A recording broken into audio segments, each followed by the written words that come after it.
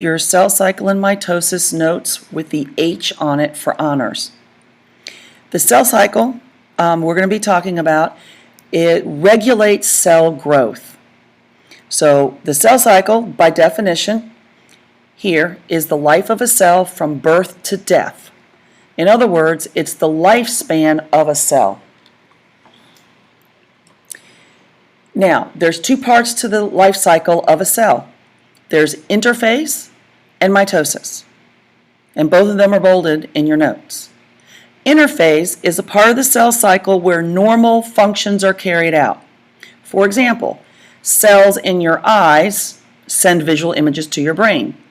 Cells in your stomach make acid and digest your food. Cells in your brain help you think and respond to your environment. Cells spend most of the cell cycle in interphase. Mitosis is the other part of the cell cycle, and that is when the cell divides. So one cell splits and becomes two cells. After the original cell has divided, it kills itself and allows the brand new baby cell to grow up in its place. All cells in our body do this except for brain and muscle cells.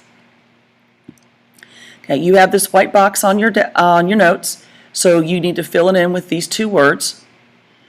And all cell cycles have these same parts. Interphase is made up of three parts.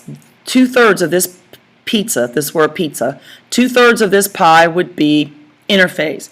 Interphase has three parts. G1, or the first growth phase, where the cell grows up and becomes a big, strong adult cell.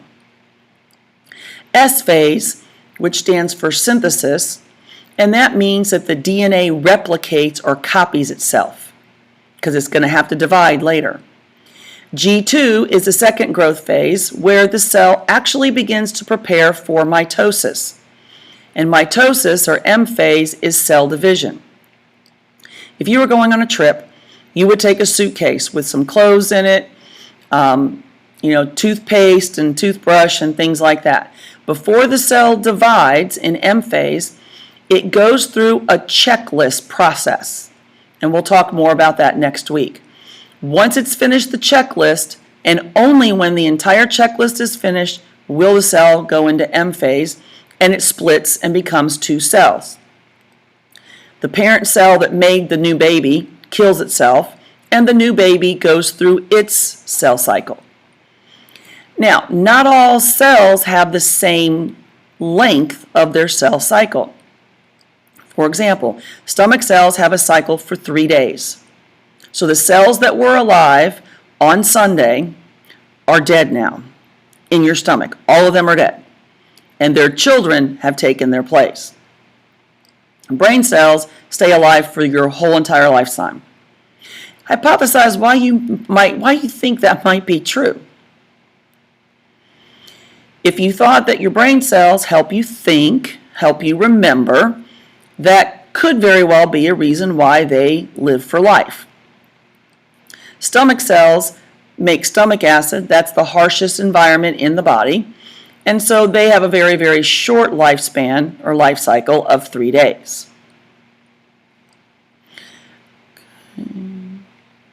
Now, if we go on down to regulation of the cell cycle, there's two kinds of regulation. Those that happen inside the cell, or internal regulation, and those that happen outside the cell, or external regulation. The cell cycle cannot proceed until it's healthy enough. So the internal regulation tells the cell, yep, you're big and strong, move on to the next stage of interphase. Oh, you've copied your DNA, now move on to G2 phase. And so the cell tells itself what to do. And we'll talk about in class how this works. If the cell is not healthy enough for some reason, the cell will actually kill itself. It will sacrifice its life for the body. Now, cells also have external regulation. Cells must actually touch their neighbors. If there's no cell next to a particular cell, that cell will kind of go into panic mode it speeds up its cell cycle and it divides, and in this emergency situation, both of the baby cells live because they have to fill this newfound hole. That would be what's going on right here. This person obviously had a serious injury. They've got some stitches there. And all of the cells in this area around the stitches are going to be in external regulation. They're going to realize their neighbor's missing, oh my goodness, and they're going to speed up the cell cycle, make some babies, and all those babies are going to survive until this whole entire area is filled back up again. And as you know, from cuts and bruises and things, the body does eventually heal. Now, at the bottom, next to that Band-Aid, that you see this phrase here. Cell cycle is what allows organisms to grow and reproduce. These are obviously brothers, and notice they are all very different sizes. So that's grow. Okay, reproduce, we also make babies. Those babies will grow and then develop into adults and then develop into old age. The old age here is caused in part by the cell cycle, and the cell cycle gets a little bit less efficient as we get older. Now, sometimes things can go bad. So this is the title, Errors in the Cell Cycle, at the bottom of your first page.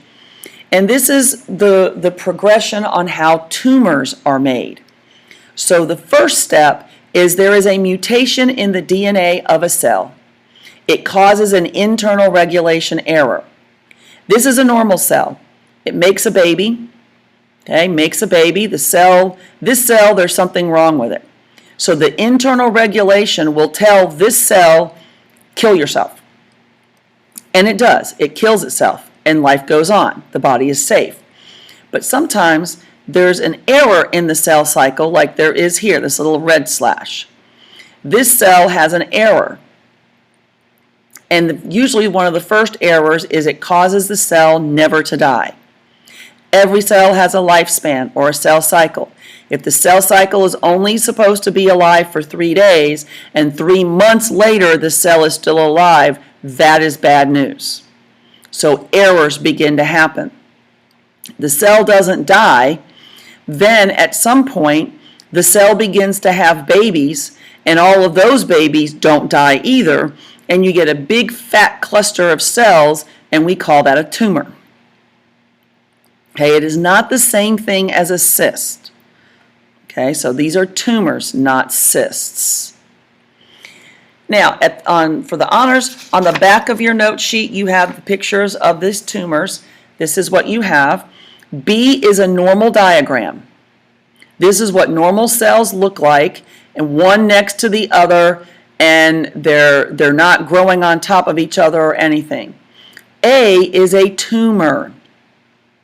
These cells have had internal and external regulation errors, and they have grown into a tumor. This is what a real tumor looks like. In fact, this tumor, they just gave it a glow dye to see it better.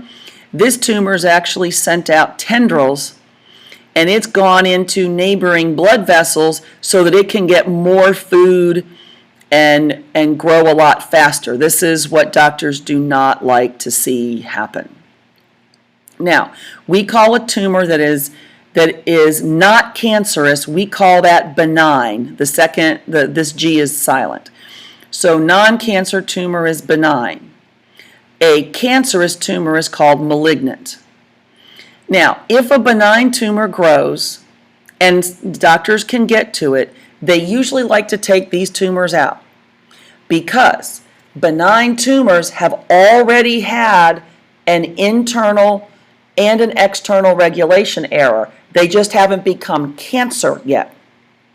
So if possible, scientists will take out a benign tumor. So doctors will take it out just to be safe.